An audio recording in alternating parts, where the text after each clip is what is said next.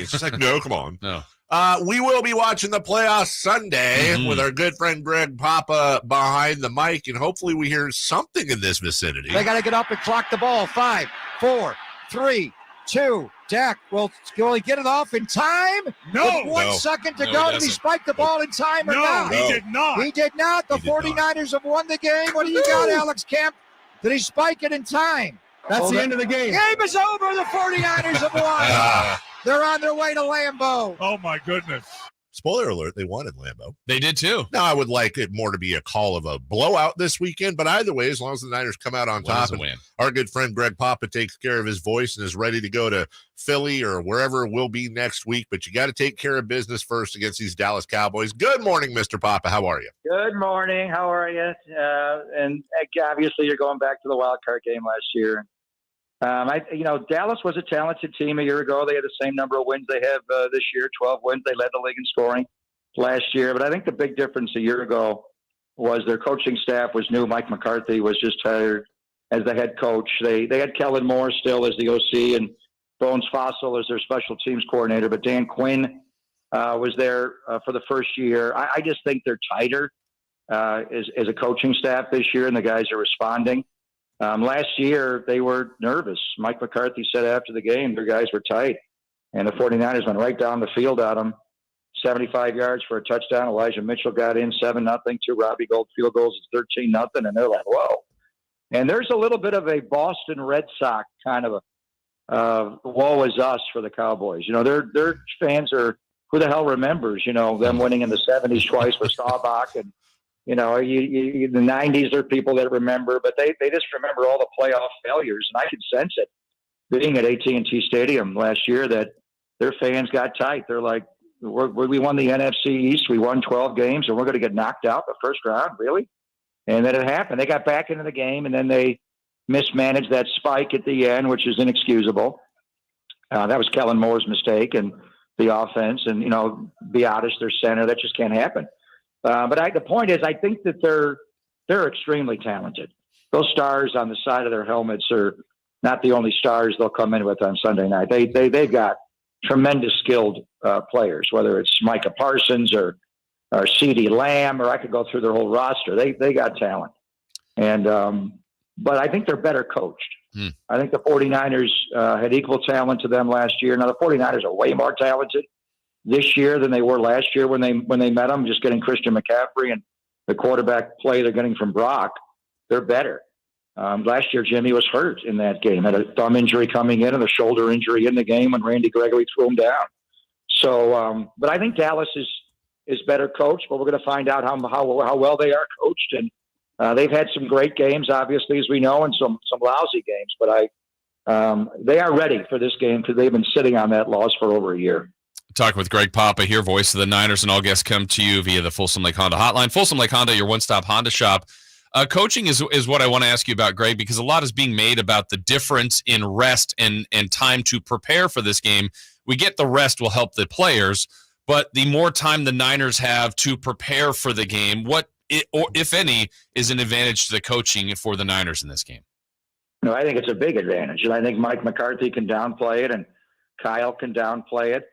The bottom line is the way that in the league, when you went to this Monday night game on Super Wild Card Weekend, you set up a scenario because they played one conference game each day, Saturday and Sunday, and then it's 2-3-2 is the way it works. But you got to spread it out, so you're running into a situation where if you get a matchup of a Monday and the team that played on Saturday meeting the next weekend, you're going to have a huge discrepancy in the time. What happened was the way it was lined up was for the 49ers to play the Minnesota Vikings. Had the Vikings beaten the Giants, they would have come here on Saturday, and then it would have been just 1 day difference. But by Minnesota losing, now the winner of the Dallas-Tampa Bay game is coming here, and you knew it had to be on Sunday because they played on Monday, but still, the 49er game was still on Saturday. So it's a huge advantage from a preparation standpoint, from body recovery standpoint.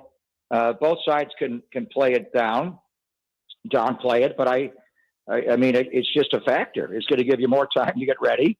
It's hard to win after a Monday night game in the regular season And when you have to play the next game on the road, and they have to play both games on the road. Dallas has not played a home game since they played Philadelphia on Christmas Eve. Wow. So they've had nothing but road games here at the end of the year. So they had to go to Tennessee in a short week. Then they had to wind up the year in Washington and then last week. So I think they feel, to me, a little like what the 49ers felt last year. They were tired.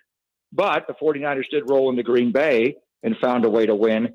But I think the extra time, and the 49ers already started working on Dallas, even though they thought it could be Minnesota.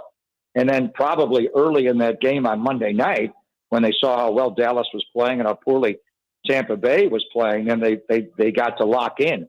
So I think from a preparation, coaching standpoint, recovery standpoint, and then Dallas had a couple of injuries in the game. I don't know if you noticed, Micah Parsons was kind of limping around there at halftime. He came back in and played all but 3 snaps, but what's with him? Jason Peters, their left tackle, hurt his hip in that game. I don't think he's going to play. We'll find out today. J-Ron Kearse, their safety, got hurt. So there's no question that having the 2 extra days is going to be a advantage 49ers. Now, once the game starts and the adrenaline starts, it's come down to making plays. But I think in the week of preparation, this is a significant advantage for the 49ers. Voice of the Niners, Greg Papa, joining us. Greg, Brock Purdy, we know the story there, and it keeps developing. But with Dallas, this is an opportunistic defense, as you just kind of mentioned. Miami, Tampa Bay, Seattle twice, Washington. I'll leave Vegas and Arizona out. Where do you put this Cowboy defense compared to others Brock has faced? That's a good question. I think Miami's was a good defense, and Tampa Bay's was a good defense. Now, the 49ers made them look like bad defenses by playing very well against them. So the prevailing talking point going into this is, he hasn't beaten anybody. It's all a bunch of bad teams. New Orleans had I guess Jimmy started the New Orleans game. The Miami, having to play Seattle on the short week was hard, especially when he had the 2 fractured ribs. Washington's got a good defense with Jack Del Rio. And then, Seattle, I thought, played very well defensively and did some things structurally to confuse him and bother him. They had pressure in his face, forced him to get out to his left and not step up in the pocket. And the way they aligned their linebackers, they played plug linebackers in the middle of the field to choke off the middle and kind of just, watch his eyes and go where the ball went rather than covering guys.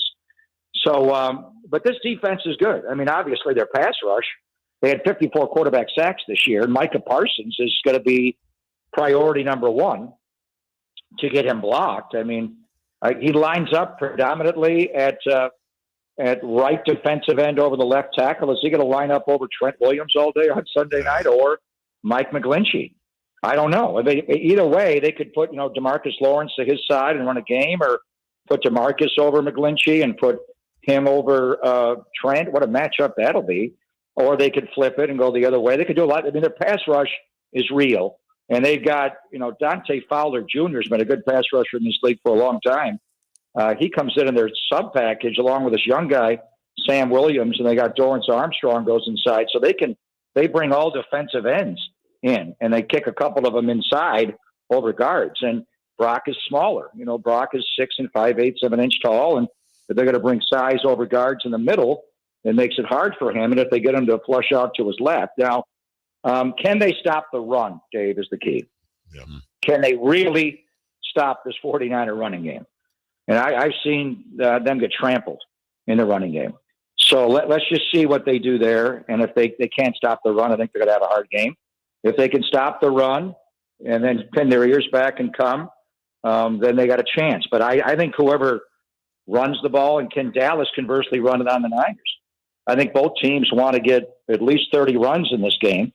The 49ers have a record with Kyle as head coach where they're 29-2 with him when they have 30 or more runs. But unfortunately, one of the 2 came against Dallas. And that was that weird year when we played them in Glendale, Arizona during the pandemic. They lost that game, but they ran it. Dallas has got to run the ball. They're not going to be able to block this front of the 49ers if they have to drop back, and they're predictable. So even if they don't run it successfully, Dallas has still got to run the ball. That's where Ezekiel Elliott comes in. Just pick up 3 yards, and just so the play action works on 2nd and 7. You just can't drop back and throw. And then the one guy I'm looking at from their defense is Trayvon Diggs. Stephon Diggs' younger brother. He was a wide receiver when he started at Alabama, and his brother's one of the great wide receivers. So he has tremendous ball skills for a corner. But he's a lot like Dion. He wants to be a star. He loves that star on his helmet. So he will drive on everything. So double moves at him. If you remember last year in the playoff game, Brandon Ayuk ran a double move, a slant and go against him, and he was so badly beaten. But Jimmy was too hurt to make the throw. He hurt his shoulder in that game. So he'll jump routes. So try to double move him a lot and then run at him. He's like Dion, and also the aspect, he's a great cover guy when he's, man matching you, and he'll move all over the field. They'll put him in the slot if they want to match a guy, or outside, left or right. They don't care. But he's a slender guy. Can he truly tackle in the running game? So their defense is splashy. They had 33 takeaways this year. The 49ers had 30, and they had 54 sacks. But are they going to be able to stand up really and stop the 49er running game? That's got to be priority number one for Dan Quinn in this game, is to stop McCaffrey and Elijah Mitchell and Debo. 1 week from now, we will be previewing, or we will be post-morteming. Here is to... No. I like the first one. Previewing. I am 100. Who are they playing in the champ? Will we going to Philly, or are the Giants coming here? I think you're going to... odds are you're eating cheesesteaks, Mr. Papa. Geno's or Pat's? Both. Yes. I think one of them's one where every Philly person goes, you can't eat there. Go to the other place. I don't know. No, they bag on both of them because they're kind of touristy. They bag on everything. I'm gonna get one of each. I know that. Baby. But we're not going there. The Giants are going to win, and they're coming here. Wow. I'm all for that too. There's plenty of history there as well between those two franchises. Yeah. That is the voice of the Niners, Greg Papa. Have a wonderful, happy, celebratory call this weekend, and I can't wait to talk to you next week. How fun is this, guys? 49ers and awesome. Cowboys. 9th time in the playoffs and it's the best. 2 years in a row. Wow, let's just enjoy it. Let's enjoy it. Thank you, sir. Take care. That is Greg Papa. We will take a break. When we come back, we'll clean up some of that.